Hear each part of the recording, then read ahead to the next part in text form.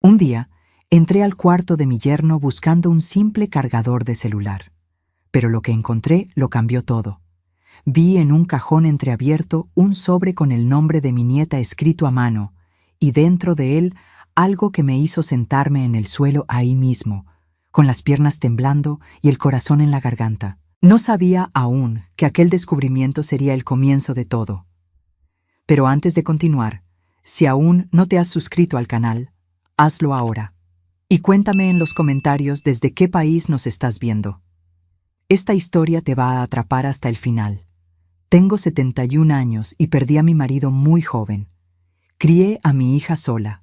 Trabajé por décadas como maestra de primaria en un pueblito de la zona de Pátzcuaro, en Michoacán, y aprendí que la vida no es justa, pero que sigue adelante. Aprendí a doblarme donde hacía falta y a mantenerme en pie donde era necesario. Pero nada, absolutamente nada, me preparó para lo que pasó en el invierno de 2022. Mi hija Jimena se había casado con Santiago Palacios en 2018. Él no me cayó bien desde el primer día. Y sé que eso puede sonar a cosa de madre celosa, pero no era eso. Era una sensación en el estómago, ese nudo que una aprende a reconocer con los años. Santiago era guapo, educado por encima, siempre con la frase correcta en el momento justo. Pero tenía una frialdad en los ojos que me inquietaba, como un espejo sin reflejo. Jimena me decía que era una envidiosa y yo me tragaba mis palabras, porque ella era adulta, porque amaba a ese hombre y porque me había prometido no ser el tipo de madre que aleja a su hija. Jimena tenía una hija de una relación anterior, mi nieta Yatsil, Yats, como le decíamos de cariño. Una niña lista, llena de vida, que cumplió 22 años en marzo de 2022 y poco después se fue a vivir a la Ciudad de México para trabajar en una empresa de tecnología. Me llamaba cada semana, a veces 2. Teníamos ese tipo de vínculo que no necesita explicación, que simplemente existe. En septiembre de 2022, Yatsil dejó de llamar. Al principio pensé que era el trabajo, el ajetreo de la capital. Le mandaba mensajes y respondía con pocas letras, cosas de joven ocupada. Pero después de 3 semanas sin escuchar su voz, empecé a llamar directo. Siempre mandaba al buzón. Me puse en contacto con una colega suya que tenía en WhatsApp, una muchacha llamada Itzel, y ella me dijo algo que me heló la sangre. Yatsil no se presentaba a trabajar desde hacía 2 semanas. Habían intentado contactarla sin éxito. Iban a tener que darla de baja si no aparecía pronto. Llamé a Jimena de inmediato. Ella se portó extrañamente tranquila. Me dijo que Yatsil había decidido hacer un viaje espontáneo, que estaba bien, que a veces los jóvenes necesitan su espacio. Habló con un tono casi irritado, como si yo estuviera exagerando. Y a Santiago, que estaba al lado de ella durante la llamada, le escuché la voz de fondo diciendo que Yatsil era impulsiva, que aparecería pronto, que no tenía por qué preocuparme tanto. Colgué el teléfono con ese nudo en el estómago que ya conocía bien. Pasé 2 semanas tratando de convencerme de que estaba siendo dramática. Pero entonces recordé que Yatsil me había dado una copia de la llave de su departamento en la colonia Roma. Por cualquier emergencia, abue, ya sabes. Me dio esa llave la Navidad pasada, con una sonrisa que decía que esperaba nunca tener que usarla, pero que se sentía mejor sabiendo que yo la tenía. Tomé un autobús hacia la Ciudad de México yo sola. Mis hijas dirían que fui imprudente, pero ya no tenía más hijas que me dijeran nada, porque la única que tenía me estaba asegurando que todo estaba bien, mientras algo dentro de mí gritaba que no era cierto. El departamento de Yatsil estaba cerrado, pero limpio. Sus cosas estaban ahí. Su rebozo favorito en el perchero, la maceta que cuidaba con tanto cariño en la ventana, la laptop sobre la mesa. No parecía un abandono voluntario, parecía una interrupción. Fui a la delegación. El oficial me escuchó con la paciencia de quien oye a una abuela preocupada cada semana y me dijo que iba a registrar el acta, pero que los adultos tienen derecho a desaparecer si quieren. Me dio un número de folio y una sonrisa que no le llegaba a los ojos. Regresé a Michoacán con la sensación de que me habían empujado de vuelta al principio. Pero tenía el número de folio, Tenía la llave del departamento de Yatzil y tenía esa vieja certeza de maestra que sabe cuándo un niño está mintiendo. Algo estaba muy mal. Fui a visitar a mi hija y a mi yerno una semana después. Al llegar a su casa, Jimena había ido al mercado, pero Santiago estaba allí y me recibió con esa cordialidad fría que siempre identifiqué como una fachada. Me ofreció café de olla, preguntó por mi salud, habló de Yatzil con demasiada ligereza, como quien habla de un viaje de vacaciones. Necesité usar el baño y pedí permiso para pasar por el pasillo. La puerta del despacho de Santiago estaba entreabierta. Iba a pasar de largo, prometo que iba a pasar de largo, pero algo me hizo detenerme. Quizás instinto, tal vez la mano de Dios, pero me detuve. Entré al despacho. No estaba buscando nada, pero allí estaba, sobre la mesa, parcialmente cubierto por un papel, un sobre de color paja de tamaño carta con la caligrafía inconfundible de Yatzil. Ella tenía una letra redondita y ligeramente inclinada que yo reconocería en cualquier parte del mundo. Mi mano fue hacia ese sobre antes de que mi cerebro tomara la decisión. Dentro había una hoja doblada. Cuando la abrí, era una carta. Una carta de Yatzil para su mamá, escrita a mano, con una letra que temblaba en los bordes. Decía que había descubierto algo, que había visto documentos, que tenía miedo. La última frase de la carta era: «Mamá, si recibes esto es porque no pude decírtelo en persona. Busca a la abuela, ella sabrá qué hacer». La fecha era de agosto, 3 semanas antes de que dejara de ir al trabajo. Doblé la carta, la metí en el bolsillo de mi suéter con las manos trémulas. Salí del despacho, fui al baño, cerré la puerta y me senté en el suelo con la espalda apoyada en el azulejo. 61 años de vida me enseñaron a no gritar cuando el grito es peligroso. Me quedé ahí respirando hasta que pude levantarme. Me lavé la cara. Me miré al espejo. Y supe que a partir de ese momento no podía confiar en nadie dentro de esa casa. Salí de la casa de Jimena con la carta en el bolsillo y una sonrisa en la cara que me costó cada gramo de mi fuerza. Dije que tenía dolor de cabeza, que me iría a descansar al hotel donde me hospedaba y que al día siguiente almorzaríamos juntas. Santiago me miró un segundo más de lo necesario, pero no dijo nada. En el hotel leí la carta de Yatzil 3 veces. No entraba en detalles sobre lo que había descubierto, probablemente por miedo a que la carta fuera interceptada antes de llegar a su madre. Pero había una frase que me detuvo. «Mira los números, mamá. Mira lo que le hizo a los números de la empresa de la abuela».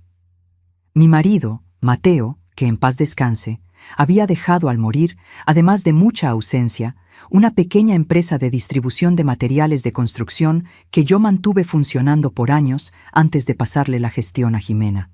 Era una empresa modesta pero estable, que nos daba un sustento digno a las dos y tenía un patrimonio que representaba la seguridad de nuestra familia. Cuando Santiago entró en la vida de Jimena, poco a poco fue asumiendo la parte financiera. Jimena decía que él le sabía a los números, que estaba ayudando. Yo nunca quise ver. Preferí creer. Llamé al contador de la empresa, un señor llamado don Hipólito que trabajaba con nosotros desde hacía casi 20 años. No dije mucho. Solo le pedí que me mandara los estados financieros de los últimos 3 años, por correo, que necesitaba revisar unas cosas. Don Hipólito era leal y discreto. Los archivos llegaron a mi bandeja de entrada en menos de 1 hora.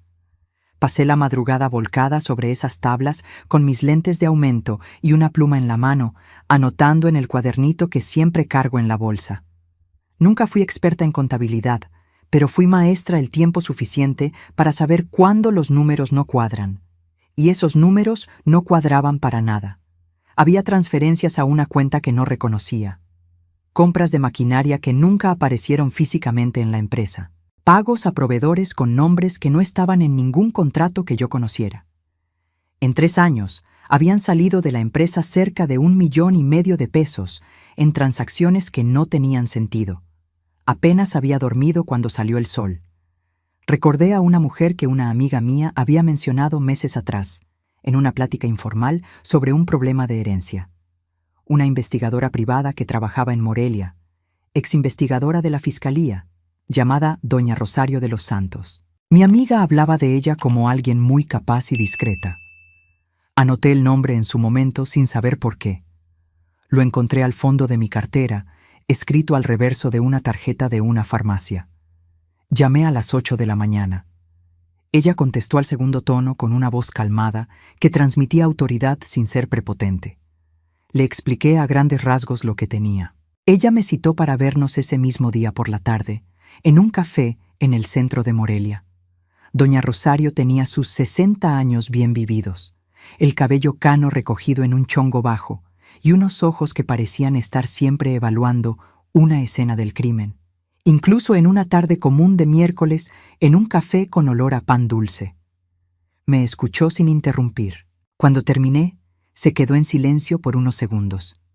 Entonces me preguntó, ¿mi yerno tenía acceso a la documentación personal de Yatzil? La pregunta me tomó por sorpresa. Respondí que sí, que él y Jimena eran cercanos a Yatzil, que ella pasaba fines de semana en su casa a veces. Doña Rosario anotó algo en su cuaderno y dijo algo que se quedó resonando en mi cabeza durante días. Las personas que desaparecen no se esfuman de la nada. Alguien las esconde porque tiene algo que perder con su presencia. Me pidió 3 cosas: las tablas que don Hipólito me había mandado, la carta de Yatzil y que yo regresara a casa y actuara con absoluta normalidad. Sin confrontar a Santiago, sin dar señales de que sabía algo. Y que no le comentara nada a Jimena. Todavía no, porque hasta no entender qué estaba pasando, no sabíamos de qué lado estaba mi hija, consciente o inconscientemente. Esa última parte me dolió como una puñalada. Regresé a mi pueblo con el corazón pesado y la cabeza llena de dudas. Pasé los días siguientes haciendo lo que la vida exigía, regando mis geranios, yendo a misa, tomando un atole con la vecina en el portal. Por fuera, era la misma viuda jubilada de siempre. Por dentro, era una madre y abuela con un secreto que quemaba como brasa. Doña Rosario llamó 10 días después. Había encontrado movimientos bancarios que vinculaban el nombre de Santiago con una cuenta a nombre de una empresa fantasma. La misma empresa que aparecía en los estados de la distribuidora. Y había más.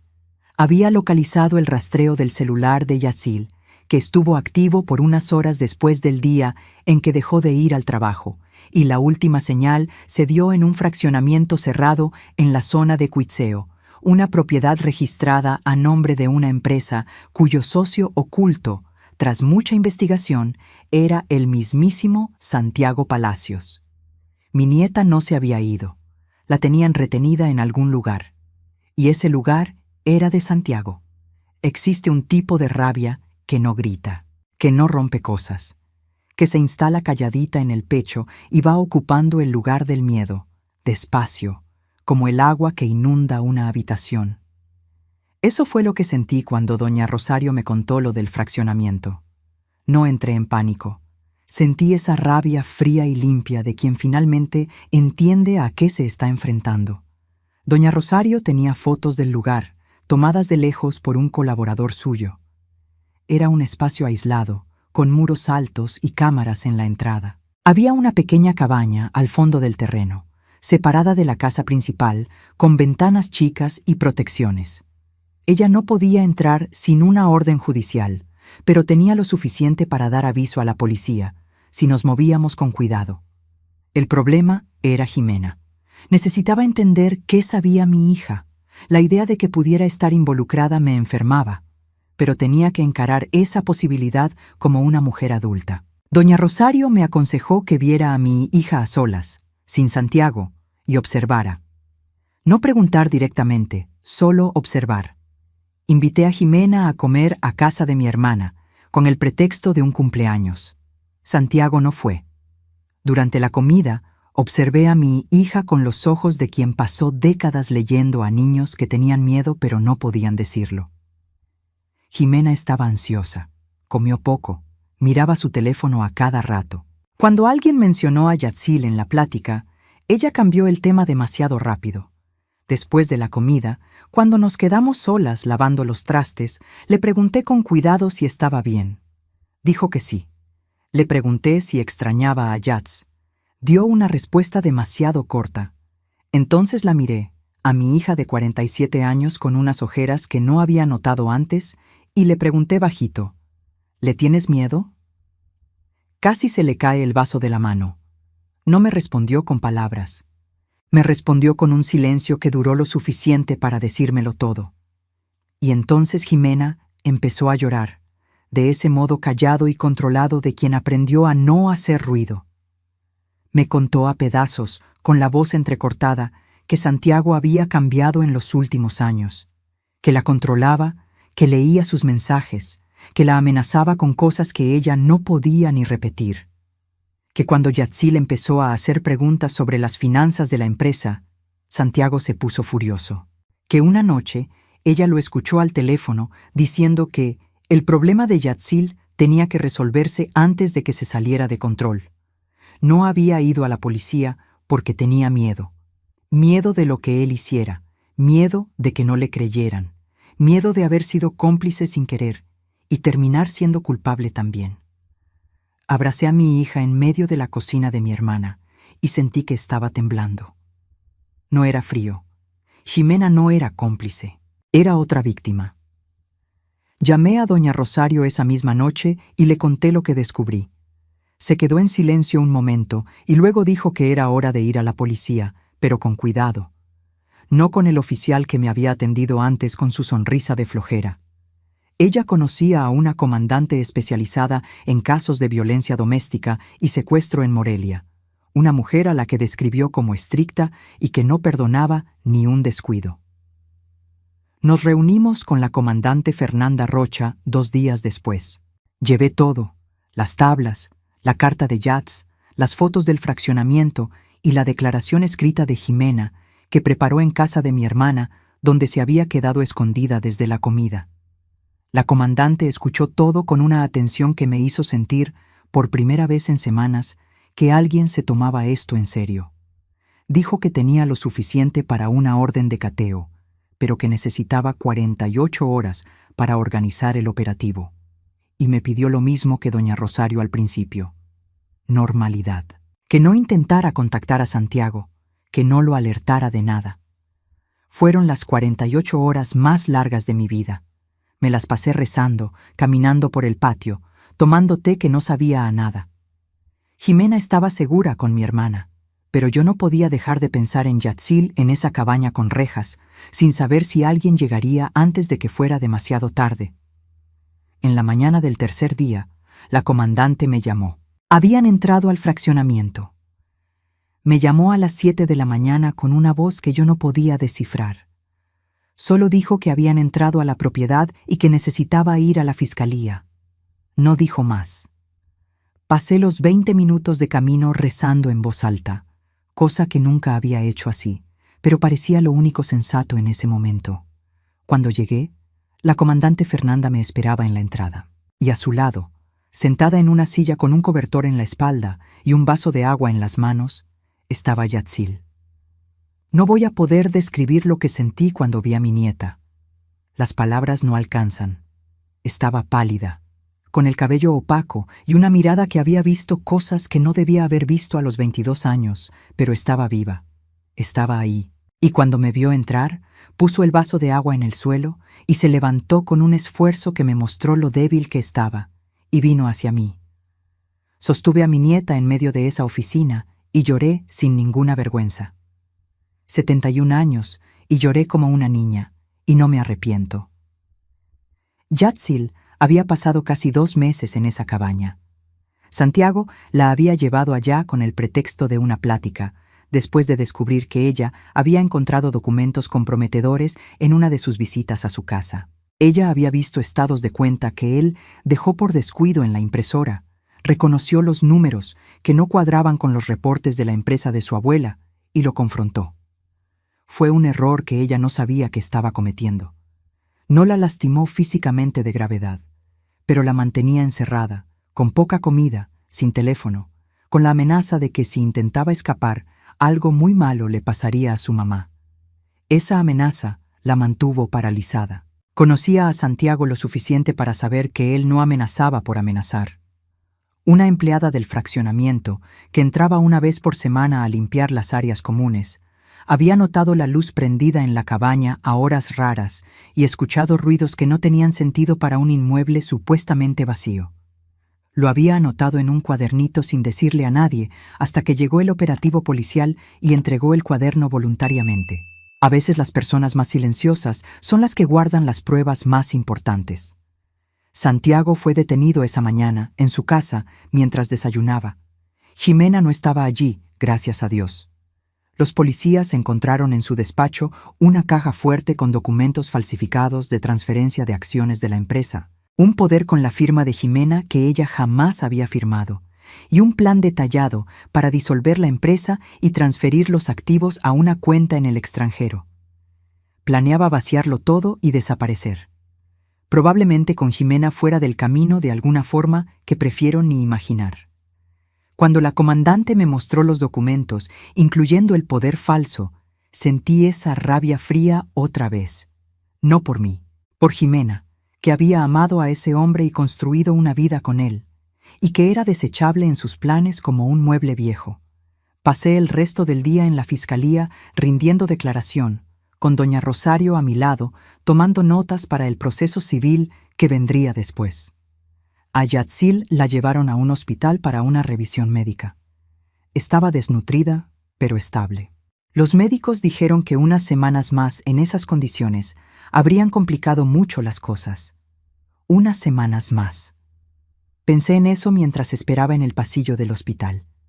Si yo hubiera esperado más, si me hubiera convencido de que era drama de abuela preocupada, si no hubiera entrado a ese despacho y tomado ese sobre, mi nieta podría no estar mirándome ahora con esos ojos que estaban cansados pero vivos. A veces, lo correcto es lo que parece impulsivo. Jimena llegó al hospital cuando Yatzil ya estaba en un cuarto descansando. Madre e hija se quedaron solas por un tiempo que no intenté interrumpir. Me quedé fuera de la puerta y escuché llanto de ambos lados, y luego silencio. Y luego voces bajas que no distinguía, pero que sonaban a dos personas reconociéndose tras mucho tiempo perdidas.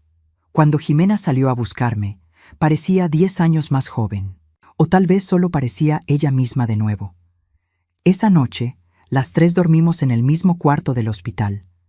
Yo en el sillón de visitas con una manta delgada, Jimena en un reposet que la enfermera trajo con mucha amabilidad, y Yatzil en la cama, finalmente durmiendo de verdad, con la respiración tranquila de quien se siente a salvo.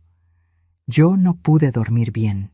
Me quedé mirando el techo y pensando en Mateo, en lo furioso que se habría puesto con toda esta historia, y en lo orgulloso que estaría de Yats por intentar proteger a la familia aún con miedo. Pensé también en lo que decía su carta al final: busca a la abuela, ella sabrá qué hacer. No sé si supe qué hacer. Fui en la dirección que me pareció correcta, paso a paso, con miedo en cada uno, pero fui. A veces es todo lo que la vida pide. El juicio de Santiago Palacios fue 8 meses después.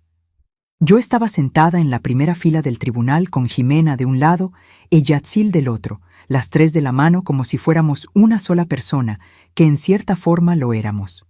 Santiago había contratado a un abogado caro y trató de armar una defensa basada en que Yatzil se había quedado en la propiedad por voluntad propia, que todo era un malentendido, que los problemas financieros de la empresa eran resultado de una crisis del sector.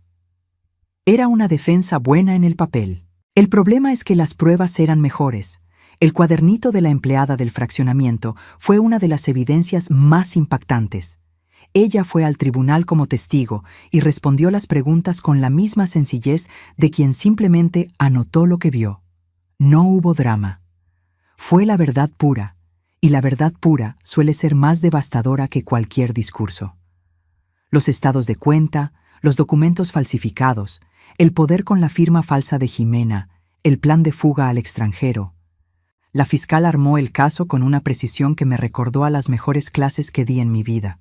Estructura, claridad y ni una palabra más de la necesaria. Yatzil también declaró. La vi entrar a ese tribunal con la espalda erguida y la voz firme, y tuve que aguantarme el llanto con todas mis fuerzas. Contó sobre la tarde en que fue abordada, sobre las semanas en la cabaña, sobre el miedo constante y la amenaza contra su madre, que la mantuvo callada tanto tiempo. No temblaba. Era mi nieta entera en ese momento, más fuerte que cualquier cosa que ese hombre intentó romper en ella.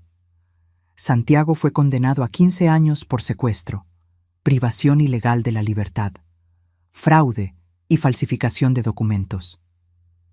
Cuando la jueza leyó la sentencia, escuché a Jimena soltar un aire que parecía guardado desde hacía mucho tiempo. Le apreté la mano y no dije nada. No había nada que decir. En los meses que siguieron, reconstruimos lo que se podía reconstruir. La empresa familiar pasó por una auditoría completa. El dinero desviado se recuperó en parte, lo suficiente para estabilizar el negocio. No nos hicimos ricas, pero no lo perdimos todo, que era lo que él planeaba. Jimena fue a terapia. Yatzil también. Yo fui una vez, y la psicóloga era joven y amable, pero preferí mi método para procesar las cosas. Caminar por el patio temprano, platicar con Mateo frente a su foto que está en la cómoda y escribir en un cuaderno que compré específicamente para guardar esta historia, porque quería que esta historia se guardara, no por la parte dramática, ni por el villano o el juicio o la cámara de noticias que apareció fuera del tribunal. Quería guardarla por lo que aprendí y por lo que espero que otros puedan aprender si algún día leen estas palabras. Aprendí que el instinto de quien envejece no es paranoia, es memoria acumulada. Cuando ese nudo en el estómago aparece frente a una persona, una situación, o un silencio que no debería ser silencio, está diciendo algo. Nos preocupamos tanto por no parecer difíciles, por no arruinar el momento, por no ser la suegra metiche, que aprendemos a tragarnos nuestro propio instinto. Y el instinto tragado tiene un costo muy alto. Aprendí que proteger a quienes amamos a veces exige que enfrentemos la posibilidad de que las personas que amamos también estén siendo destruidas. Jimena era víctima tanto como Yatzil, solo que de un modo diferente, más invisible. Pude haberme enojado con ella por dejar que las cosas llegaran hasta ahí. En cambio, necesité ver el miedo que la paralizaba, porque ese miedo era real y legítimo, y nadie combate el miedo ajeno con juicios. Aprendí que pedir ayuda no es debilidad de vieja sin fuerzas, es inteligencia. Doña Rosario sabía cosas que yo no. La comandante Fernanda tenía herramientas que yo no. Don Hipólito tenía los números que eran la llave de parte del problema. Ninguna de nosotras resuelve nada completamente sola, y fingir que sí es el tipo de orgullo que sale caro. Y aprendí, tal vez de la forma más dolorosa, que a veces las personas que entran a nuestra familia no entran por la puerta que imaginamos. Entran por la debilidad, por el duelo, por la soledad, por la necesidad que todos tenemos de creer que las cosas van a mejorar. Santiago entró por la vulnerabilidad de Jimena tras una relación difícil y se fue instalando despacio, moviendo cada pieza hasta que la familia entera estuvo donde a él le convenía. Eso no fue culpa de Jimena. Ella fue manipulada por alguien entrenado en manipular. Pero podemos aprender a reconocer esos patrones antes de que el daño sea irreparable. Hoy, un domingo de sol aquí en Michoacán, Yatzil está sentada conmigo en el portal tomando café. Regresó a la Ciudad de México, consiguió un trabajo nuevo y está estudiando la universidad de noche. Viene a verme una vez al mes. Jimena vive a 3 calles de aquí, empezando de nuevo poco a poco, sembrando unas hortalizas en su patio que dice que van a alimentar a todo el barrio si la dejan. La empresa sigue funcionando, más chica que antes, pero derecha. Con eso basta.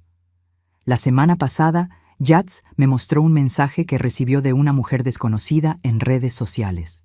La mujer decía que había leído del caso en el periódico y que estaba pasando por algo parecido, que su novio controlaba sus cuentas, que tenía miedo de denunciar. Yatz le respondió con el teléfono de la Fiscalía Especializada y con el número de una red de apoyo. Luego me mostró el mensaje con los ojos brillando. Abue, creo que podemos ayudar a más gente con esto. Estamos pensando en crear un canal de información, una forma sencilla de compartir lo que aprendimos, de hablar sobre señales de alerta, de dónde pedir ayuda, de cómo proteger las finanzas de la familia, de cómo confiar en el propio instinto. No somos expertas, Somos dos mujeres que pasaron por algo muy difícil y salieron del otro lado. A veces eso es lo que la gente necesita escuchar. No a la experta con el título en la pared, a la abuela con el cuadernito que entró a un despacho buscando un cargador y encontró la verdad. Si hay algo que quiero que te lleves de esta historia, es esto. No ignores lo que sientes. No te tragues ese nudo en el estómago por no parecer difícil. No esperes a tener la certeza absoluta antes de actuar. La certeza absoluta suele llegar demasiado tarde. Y si estás pasando por algo parecido ahora, si tienes miedo de alguien dentro de tu casa, si sientes que la persona que debería protegerte te está asfixiando, busca ayuda. No necesitas tener todas las respuestas antes de dar el primer paso. Yo no las tenía. Solo tenía un sobre con la letra de mi nieta y décadas de instinto acumulado. Fue suficiente. Si esta historia te tocó de alguna forma, suscríbete al canal para no perderte los próximos relatos. Dale like, compártelo con alguien que necesite escuchar esto hoy y cuéntame en los comentarios desde dónde nos ves.